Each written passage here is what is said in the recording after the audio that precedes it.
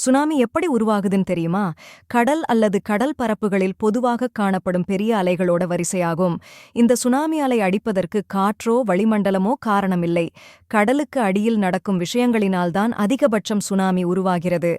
பொதுவாக சுனாமி உருவாகுவதற்கான காரணம் என்னவென்றால், கடலுக்கு அடியில் நிலநடுக்கம், எரிமலை வெடிப்பு, நிலச்சரிவு, எரிகற்கள் பூமியை மோதுவதினால் இந்த சுனாமி ஏற்படுகிறது.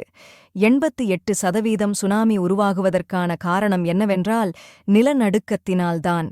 ஏன் என்றால், நிலநடுக்கம் கடலின் அடியில் நடப்பதினால் மாபெரும் எதிர்வினை சுனாமியை உருவாக்கும்.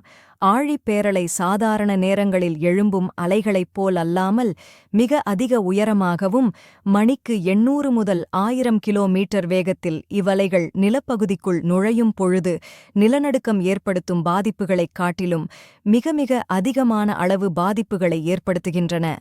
சுனாமிகள் பல பேரழிவு விளைவுகளை ஏற்படுத்துகின்றன.